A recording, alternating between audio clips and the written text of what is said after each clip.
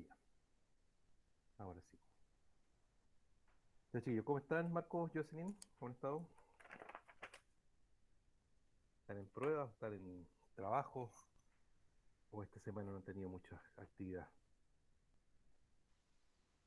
Bien, profe, yo con el tema de la tesis, Ya. ¿Qué tesis estás haciendo? ¿En qué tema? bioremediación de lodos con bacterias. Ya. ¿Y tú, Marcos, también te la misma, no? ¿Con tesis? ¿O no? Profe, no se escucha bien, no lo escucho. Ya. Y tú, a ver, voy a colocar más micrófono. Sé que lo que pasa es que este famoso Meet, no sé qué, por qué, pero la pregunta, Marco, es, ¿tú también estás con tesis o no? No, ¿No? no. Ya, aún no. Ya, chiquillos, voy a compartir pantalla. A ver, es solamente a modo de introducción. Recordar que lo que estamos viendo hasta ahora es, seguimos avanzando con evaluación ambiental de los pasos que corresponden a la evaluación ambiental en la cual estamos viendo todos los... eh, ¿se ve, chiquillo, la pantalla, no? Ahora, Sí, profe. impacto sinérgico. Ok.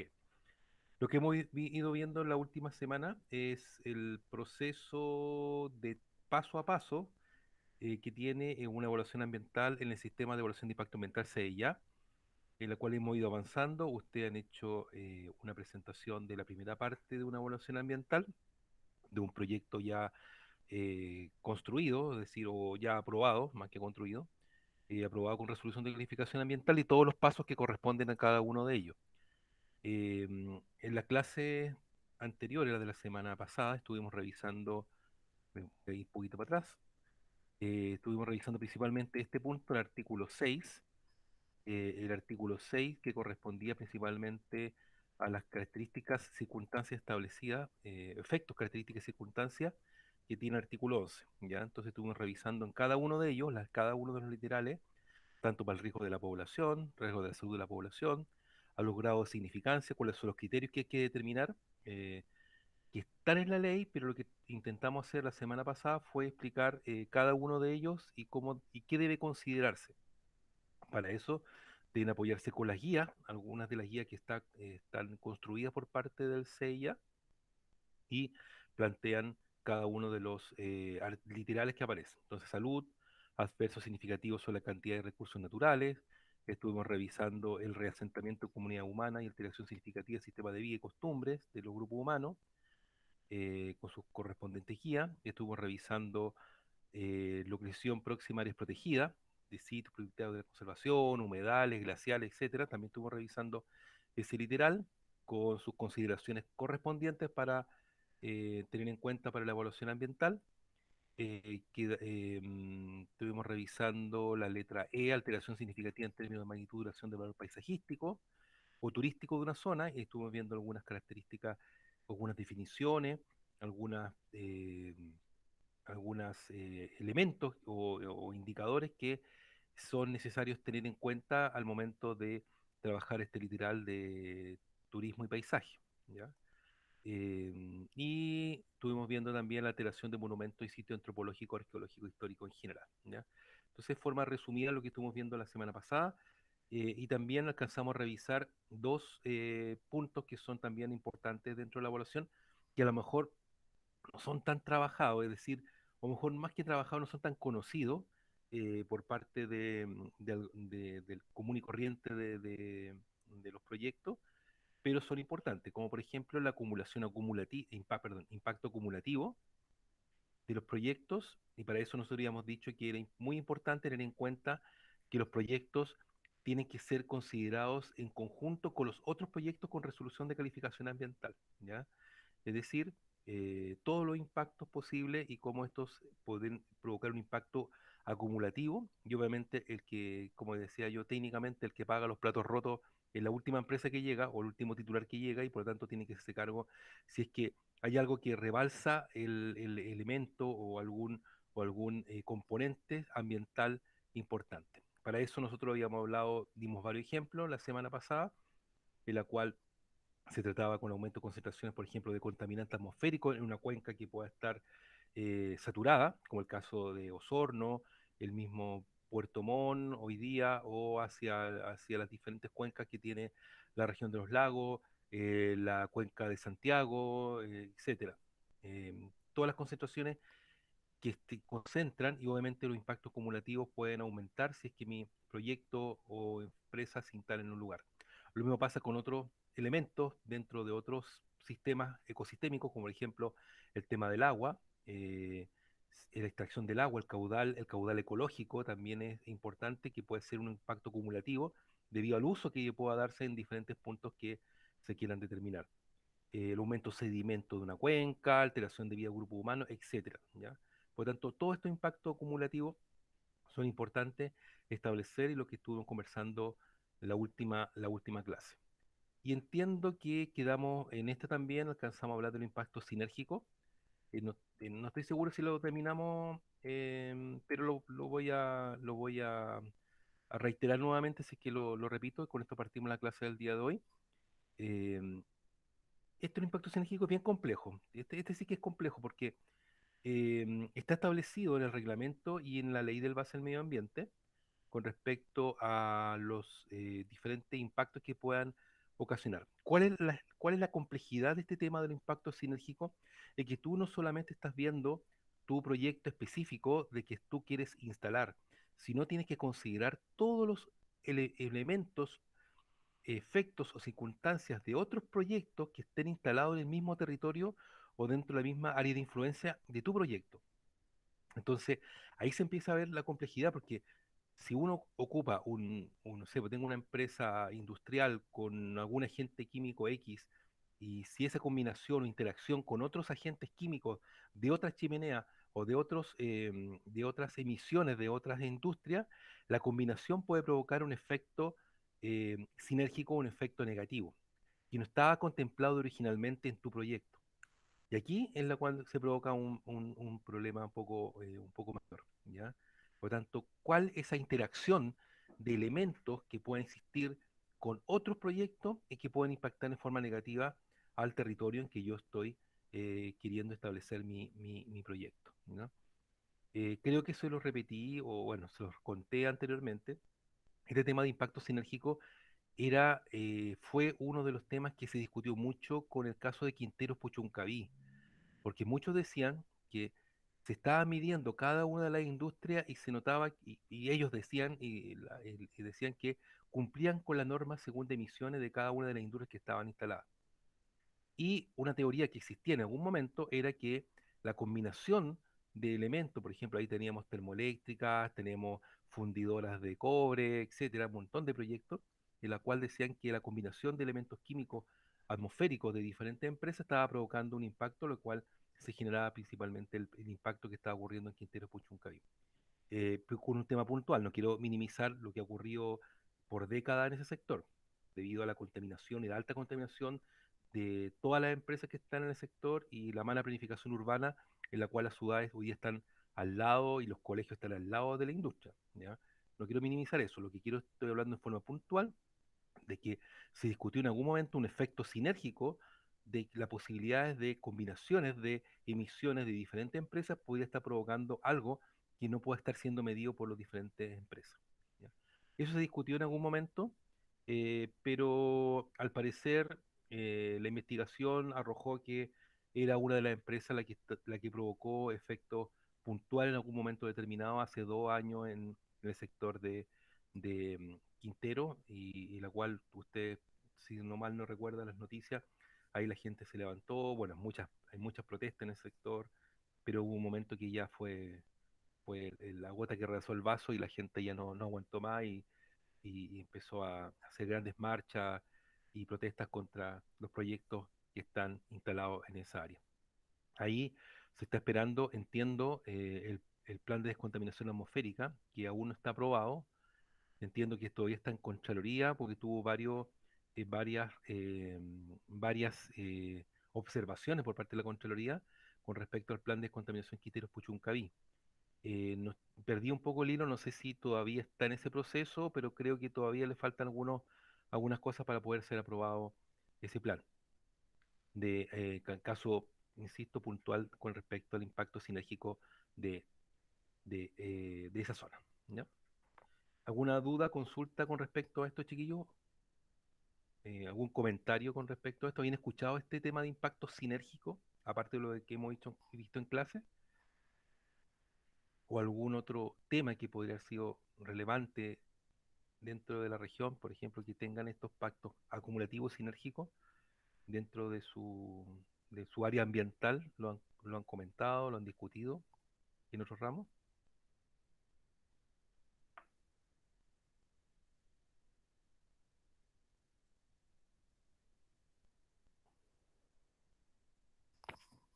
Lo escucho, no sé si está por ahí Nicolás, está yo, Javiera.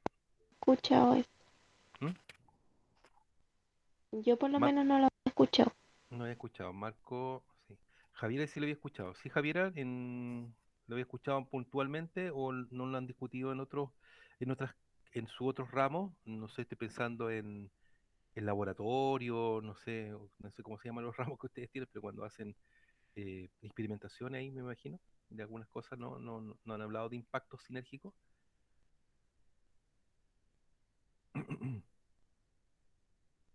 Por mi parte, no, tampoco lo había escuchado, profe. Solo acá en esta clase. Ya, ok. Bueno, es importante que lo consideren, lean los literales del artículo 18 y el artículo 5, el artículo 6 del reglamento, eh, donde, donde principalmente el impacto, habla de estos impactos sinérgicos y cómo se pueden calificar, ¿ya? Entonces dice el efecto sinérgico, según el artículo 2 de la ley 19.300, letra H, es aquel que se produce cuando el efecto conjunto de la presencia simultánea de varios agentes supone una incidencia ambiental mayor que el efecto suma de las incidencias individuales contempladas aisladamente. ¿Ya? Aquellos que interactúan produciendo un efecto final mayor a la suma de los efectos individuales. ¿Ok?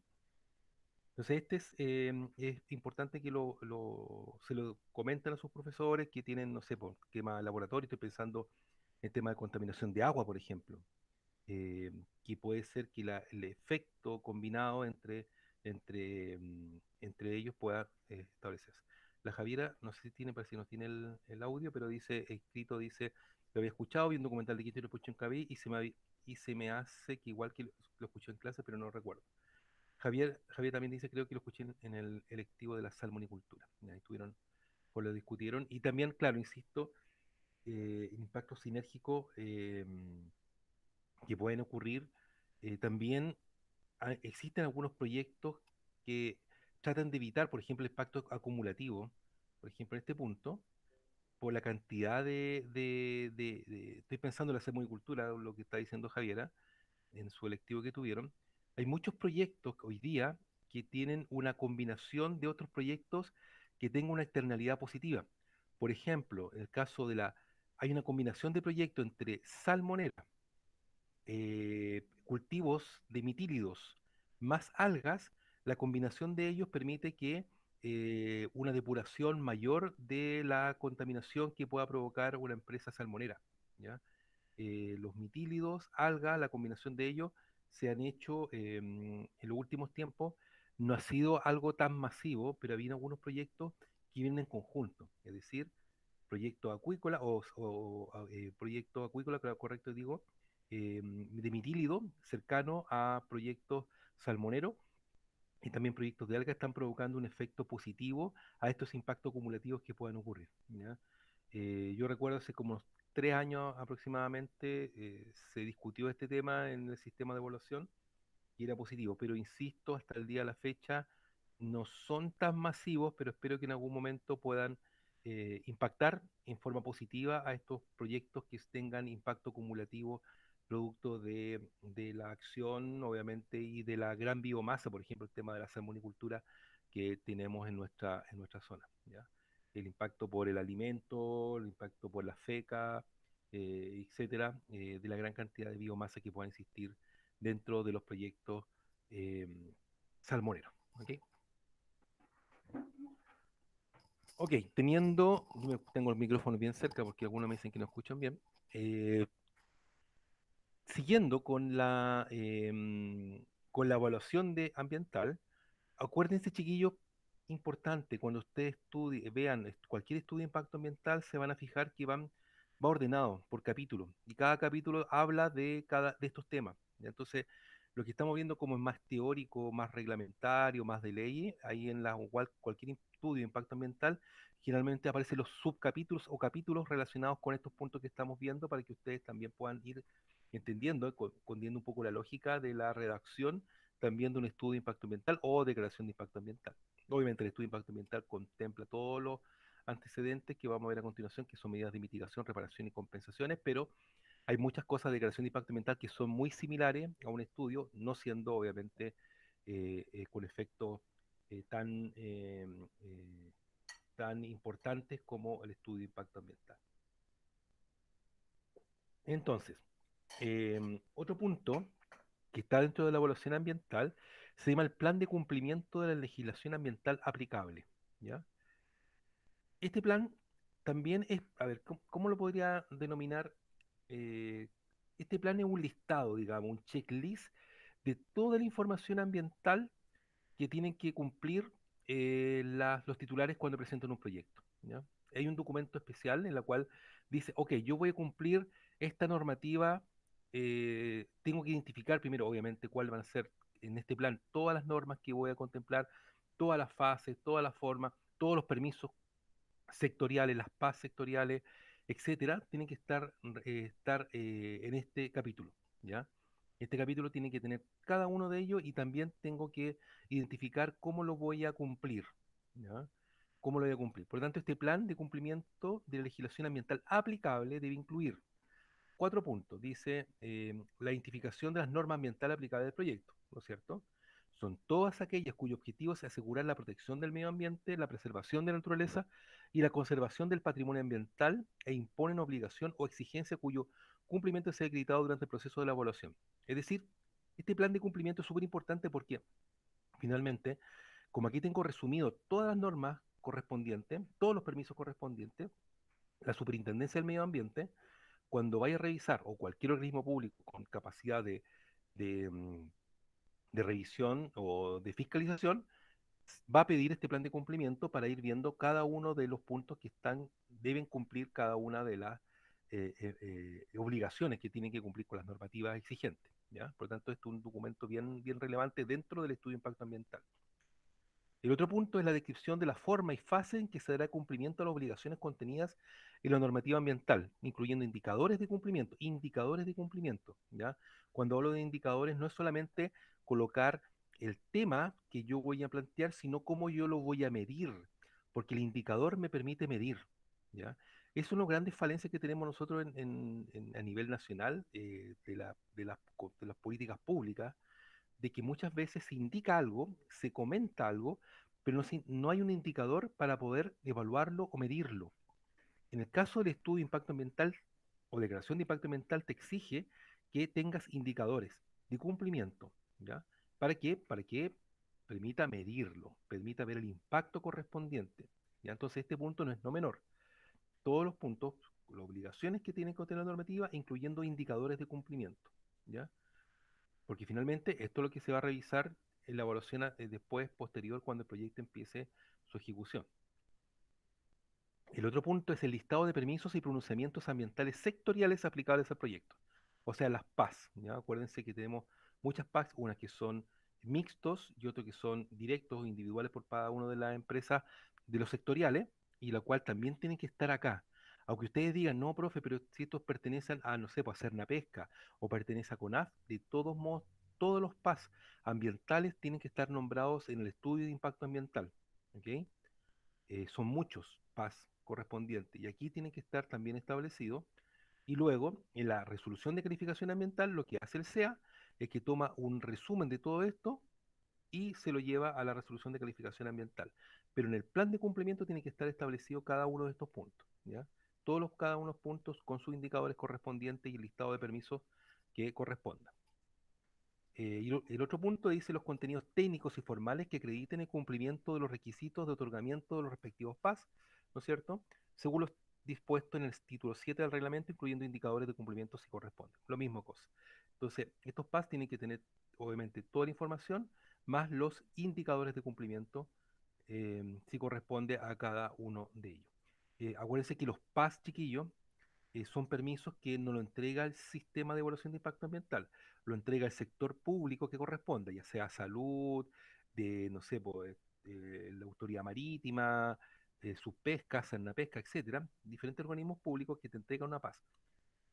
Pero tienen que ser cumplidos para que pueda ser otorgada la resolución de calificación ambiental. ¿Ya? Por lo tanto, como son PAS ambientales, se tienen que considerar en este punto. ¿Ok? Por lo tanto, generalmente aquí el CEA, cuando revisa, la oficina técnica, revisa los proyectos y están en reuniones técnicas diciendo, ya, veamos este proyecto. Y dice, no, tiene que cumplir con 4 PAS, por ejemplo, 5 PAS. Entonces, como está el organismo público correspondiente, dice el Servicio de Evaluación Ambiental, estima, si cumple con la PAS, que te exige el servicio público, obviamente tu proyecto va a ser aprobado. Eh, por lo tanto, generalmente si hay una PAS que está en trámite por parte del organismo público, lo que hace el SEA no cuestiona eso. Lo único que dice es que para que funcione ese proyecto tiene que tener la PAS correspondiente aprobada, ¿ya? Aunque se demore el trámite por parte del organismo público para entregarlo para la resolución de calificación ambiental. Entonces, lo deja como establecido, se dejan establecido en el estudio de impacto ambiental y la resolución de calificación ambiental que tiene que cumplir eso.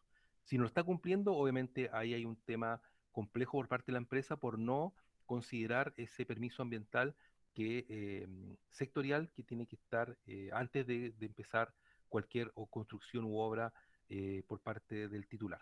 ¿Ya? Entonces, este punto, que a lo mejor no se ve tan largo ni tan, a lo mejor tan difícil, sino este es un checklist de normas, ¿ya? De paz, de todos los antecedentes correspondientes para que obviamente los mismos fiscalizadores tengan la información correspondiente a este punto, ¿ya? Consulta a esto, para el punto 10. ¿Está claro?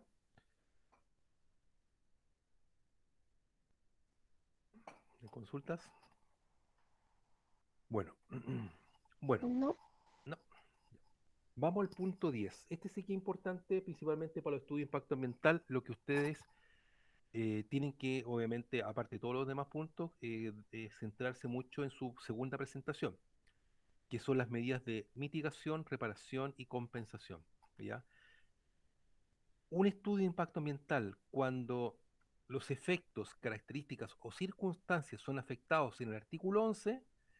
Acuérdense lo que vimos en la clase anterior, en las clases anteriores, con respecto al artículo 11. Si hay una afectación a esos literales, yo tengo que tomar estas medidas. Medidas de mitigación, de reparación y compensación. ¿Ok? Estas medidas te tienen que hacer. Ahora, pregunto, ¿hay que ser en estudio de impacto ambiental estas 3 medidas? Bueno, les pregunto antes de pasar la materia. Mitigación, reparación y compensación. ¿Todos los estudios de impacto ambiental tienen que tener estos 3 puntos desarrollados, chiquillos?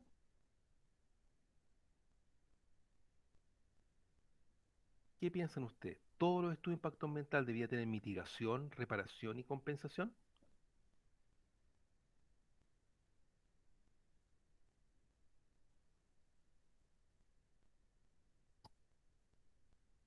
¿O no?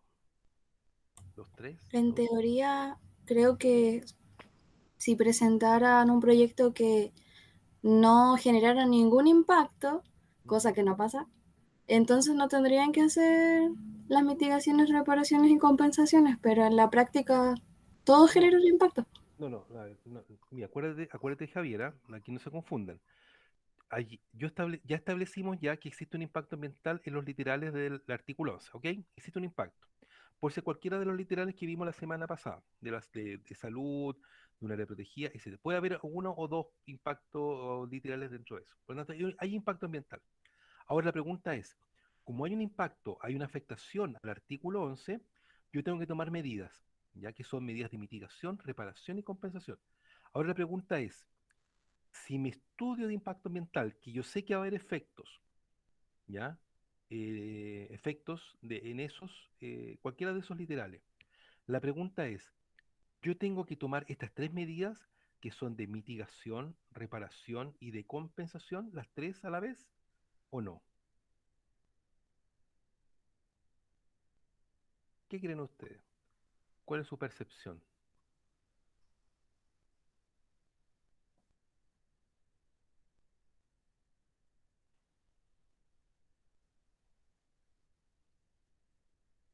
Ujú. ¿No? No ¿No? sé, pero creo ¿No? que no. ¿Crees que no? Efectivamente, no siempre se toman las tres medidas, pero sí tienen que haber alguna de ellas, ya medidas de mitigación, reparación y compensación. De repente ustedes, a veces ahí tengo otros cursos, y ojalá capaz que ustedes también le pasen cuando estén haciendo la segunda parte del trabajo que tienen que hacer, se dan cuenta que a veces van a decir, pucha, profe, ¿sabes que no encuentro las medidas de compensación?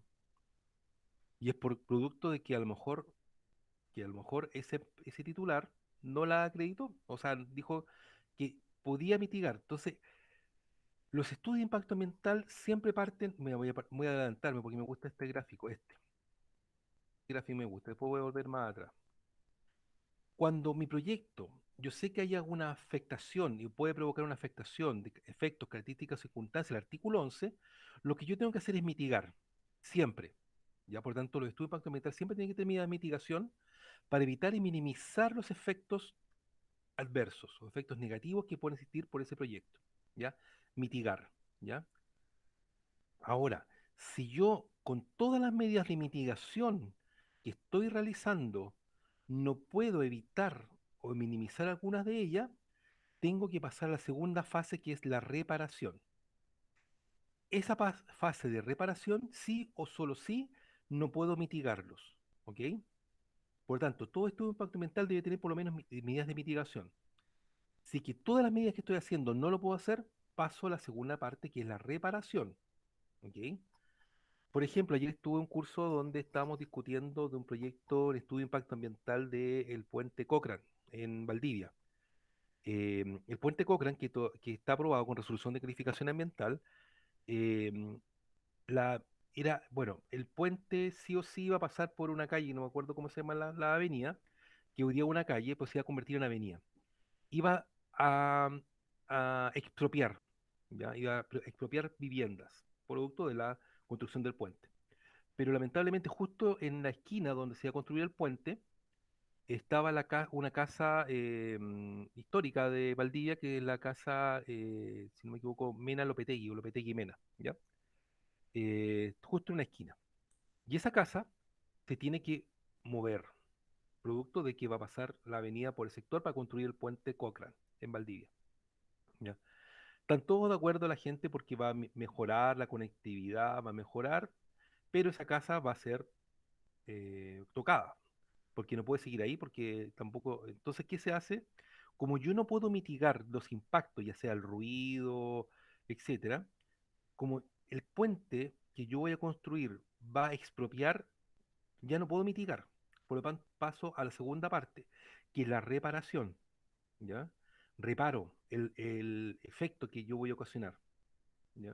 Entonces, esa casa, obviamente yo no la puedo destruir, la tendré que tomar por parte y la reconstruiré en otro sector, obviamente llevando con toda la arquitectura que tiene y ojalá con todo lo que existe hoy día. Sabemos que no va a quedar igual, lo tengo súper claro, ojo, se va a perder mucho de los elementos, pero la idea es que esa casa se mantenga y se pueda mover hacia otro sector, ¿ya? Para que entonces eh, ahí se va a reparar el daño, pero uno dice, ya, pero ¿cómo compenso? Bueno, como esta es una obra del MOP, como ya reparo, y entonces como estoy haciendo reparaciones, puede pasar una tercera etapa que es la compensación, es decir, re- aparte de reparar el daño o puedo reubicar algo, también tengo que empezar a compensar ese daño provocado. Entonces, si yo voy a expropiar casa, yo tengo que comprarle, el Estado puede comprarle una casa a una vivienda que se va a expropiar, y después esta persona tendrá que construir en otro lado. Em, pero, por ejemplo, una compensación puede ser una mejora del entorno, de donde yo voy a construir el puente, por ejemplo.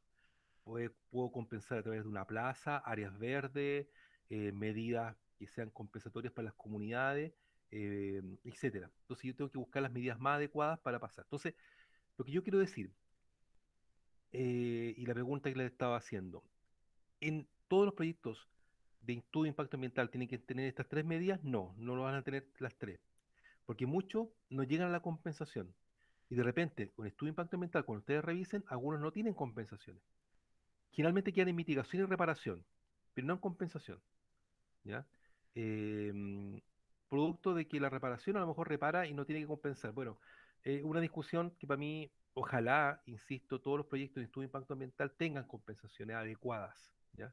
Porque siempre va a haber impacto ambiental, siempre va a haber un impacto ambiental, pero no van a encontrar generalmente en estudio de impacto ambiental estas tres categorías. Por lo tanto, pueden encontrar una, dos, o las tres, pero no, a veces no todas, ¿ya? Entonces es importante que lo tengan claro, ¿ya? Vuelvo para acá, vuelvo para atrás con las medidas de mitigación. Estas son las medidas de mitigación, reparación y compensación. Dice, los proyectos que giran o presentan efectos, características o circunstancias, ESC, efectos, características o circunstancias, establecido en el artículo 11 de la ley debe plantearse a lo menos presentar, aquí lo dice, deben presentar uno o más de los siguientes planes, ¿ya? Uno o más de los siguientes planes. Plan de medidas de mitigación ambiental, plan de medidas de reparación y plan de medidas de compensación. Aquí lo está diciendo, ya lo que estábamos comentando. Dice, debe hacerse cargo de tales efectos, características y circunstancias, proponiendo medidas de mitigación, reparación y compensación apropiadas, ¿ya? Este también ese nombre apropiado, pucha, para mí es una caja Pandora de repente, una caja negra, que a veces uno dice, pucha, mitiguemos, pero a veces no son medidas adecuadas, ¿ya? O apropiadas. Yo creo que ahí hay un tema que Chile debería mejorar en su evaluación ambiental, es que quede mucho más claro y mucho más preciso cuáles son las medidas apropiadas. Pero también lo hemos discutido mucho nosotros internamente en estudio de impacto ambiental. Porque claro, para alguna comunidad, a lo mejor, y también se lo di un ejemplo, en el Parque Eólico Calbuco, no me acuerdo ahí la compañera que está haciendo el Parque Eólico Calbuco. Yo recuerdo que una comunidad indígena estaba muy feliz de que le colocaron un empalme eléctrico a su sede social que tenía en el sector. Y estaban contentos. Y algunos decían, pucha, pero ¿cómo un empalme eléctrico que vale 200 lucas, 300 o 400.000 pesos, quedan contentos? Claro, a lo mejor esa comunidad se siente súper satisfecha porque a lo mejor esa comunidad estaba pidiendo luz eléctrica a la municipalidad o a quien sea por 10 años o 15 años, nunca tenían luz eléctrica, nunca le llegaba la luz eléctrica. Y un proyecto se lo entregó. Entonces, claro, uno coloca en la balanza, dice, chuta, ¿será apropiada esa medida para esa comunidad? O un titular puede decir, yo voy a pintar la posta de la localidad o voy a pintar el colegio de la localidad, que era típico de esas compensaciones en el pasado. O regalar un juego de camiseta al club deportivo del sector, ¿ya? Para que queden contentos de las medidas que... O sea, para mí eso no son medidas apropiadas, ¿ya? Pero, insisto, las medidas apropiadas y las compensaciones, y ahí hay un tema de discusión interna, que en algún momento la ley del base del medio ambiente debería ser mucho más precisa, es que las compensaciones generalmente lo que hace el SEA es que solamente sea un veedor, no se mete a la compensación, no se mete a la negociación. La negociación la hacen la gente afectada y no la hace el Estado directamente. El Estado coloca la metodología para hacer las reuniones, pero no se mete en la compensación. Entonces, algunos dicen, pucha, una comunidad con 300 o 400 lucas que hizo finalmente el tablero eléctrico para su sede, quedó súper satisfecha y súper contenta. En cambio, esas 400 lucas para otra comunidad no es nada, ¿ya? No es nada. Es un grano de arena en la playa, ¿ya? Entonces, es un tema bien de discusión, chiquillo, y yo para mí, personalmente, hablo de que aquí deberíamos mejorar las medidas correspondientes de compensación en el sistema de evaluación ambiental. ¿Por qué? Porque esto va a hacer que en el futuro las comunidades o personas no rechacen los proyectos, o por lo menos se opongan mucho menos de lo que hoy día, lo hacen el día de hoy. Hoy día nadie quiere nada, ¿por qué? Porque se sienten que el proyecto llegó, se instaló al lado de su casa y nadie se dio cuenta o nadie participó o la compensación fue casi irrisoria, ¿ya? Entonces, esa medida, insisto, tiene que ser apropiada. Entonces, ¿cuáles son las medidas de mitigación? Evitar o disminuir los efectos adversos del proyecto de actividad, la reparación, reponer uno o más de los elementos del medio ambiente a una calidad similar a la que tenía con anterioridad el impacto sobre dicho elemento o en caso de no ser de ello posible restablecer sus propiedades básicas, reparación, Y la compensación, producir o generar efectos positivos alternativos equivalente al efecto adverso identificado que no sea posible mitigar o reparar. Y ahí están las definiciones establecidas en el artículo 62 del título 6 del Reglamento del Sistema de Evaluación de Impacto Ambiental por parte de las medidas de mitigación y reparación. ¿Ya? A ver, ¿qué establece las medidas de mitigación? Dice, el plan de medidas de mitigación debe considerar al menos una de las siguientes medidas. Mitigación. A. Las que impidan o eviten completamente el efecto adverso significativo mediante la no ejecución de una obra o acción o de alguna de sus partes. ¿Ya? Primero, tratar de evitar que se ejecute una obra o acción que pueda provocar. También en la letra B dice que las que minimizan o disminuyen el efecto adverso significativo mediante una adecuada limitación o reducción de la extensión de magnitud o duración de la obra o su acción o de alguna de sus partes. ¿Ya? Tratar de disminuir, atenuar la magnitud o duración de esta obra o acción en alguna de sus partes para el efecto sea mitigado. ¿Ya? Y C, la que minimizan o disminuyen el efecto adverso significativo mediante medidas tecnológicas y o de gestión consideradas en el diseño. Aquí hay muchísimo, por ejemplo, el tema del ruido, el tema visual, el tema, por ejemplo, las carreteras, autopistas se colocan al medio de la carretera para evitar por ejemplo, el tema de las luces que se encandilan, por ejemplo, colocan cortes como barreras de luminosidad, barreras para el ruido, arborizaciones, etcétera. Entonces hay que buscar muchas medidas tecnológicas de la construcción, medidas sonoras, etcétera, para evitar el efecto adverso. ¿Ya? Entonces, medidas de mitigación. Y con respecto a la medida de compensación apropiada, ya me he adelantado a este gráfico, dice, ¿qué es una medida de compensación apropiada? Dice, es el efecto positivo alternativo y equivalente a un efecto adverso identificado. Efecto positivo alternativo, ¿ya? Esto tiene que ser lo contrario a lo negativo, obviamente, porque estoy haciendo una compensación. Un efecto positivo alternativo equivalente a un efecto adverso identificado. Se busca una pérdida neta cero o ganancia ambiental. ¿Qué significa eso? Fíjese en este gráfico que está acá abajo, chiquillo. Acá tenemos un recurso natural o elemento del medio ambiente que pueda ser identificado o afectado por cualquier proyecto. Fíjese en este gráfico. Ya, identifiqué el impacto, que es el negativo. Ya, identifico el impacto. Ya, de ese impacto que identifico de mi proyecto, por ejemplo, el caso Javiera, que hizo la planta Pureo, ¿cierto? ¿Fue? No. Ah, no, fue Cascada, por ejemplo. En Cascada tenemos, por ejemplo, varios impactos identificados. Ok, en el estudio de impacto ambiental yo tengo que identificar de esos impactos identificados, ver cuáles puedo mitigar y reparar de ellos. ¿Ya? Entonces, algunos de ellos los puedo mitigar y reparar. Los que yo no pueda mitigar y reparar se llaman impactos residuales. ¿Ya? Un impacto residual que yo tengo que empezar a compensar. Ese impacto residual se llama la pérdida del recurso natural o elemento. ¿Ya? El impacto residual, la pérdida.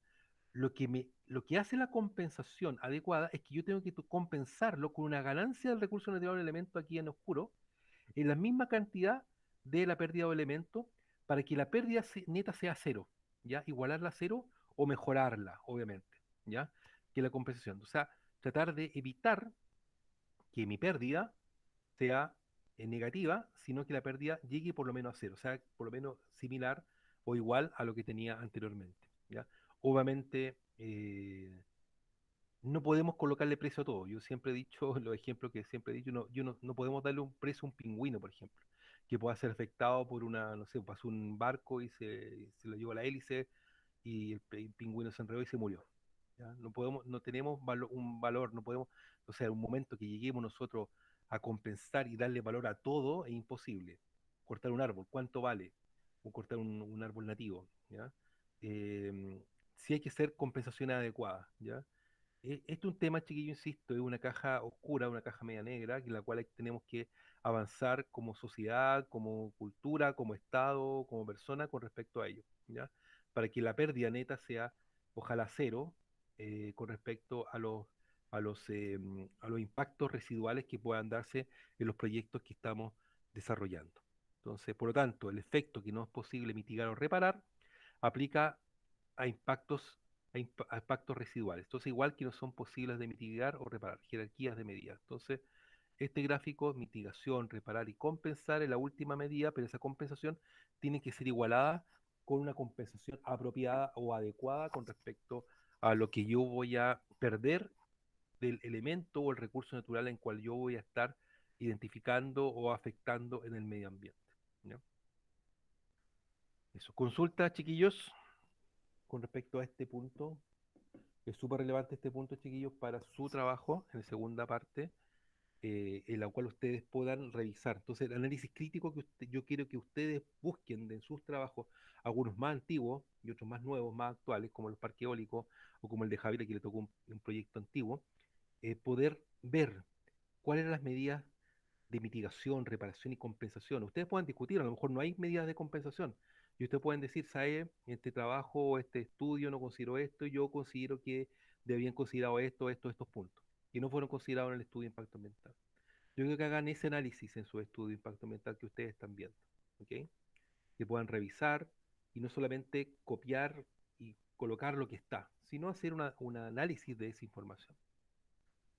Ok, chiquillos, si no hay consulta, no sé si hay alguna duda, consultas, y con este punto quedaríamos al día de hoy, porque después vienen, me quedó medidas de mitigación, claro, después vienen las medidas de prevención, ya nos está quedando poco para terminar las medidas de estudio de impacto ambiental, medidas de prevención, plan de emergencia, los planes de emergencia, y después nos quedan compromisos ambientales voluntarios, condiciones de exigencia. Entonces ahí terminaríamos con los puntos que exige el sistema de evaluación ambiental por parte de los proyectos que entran al sistema. Consultas, chiquillos, chiquillas, Jocelyn, Marco, Nicolás, Javiera.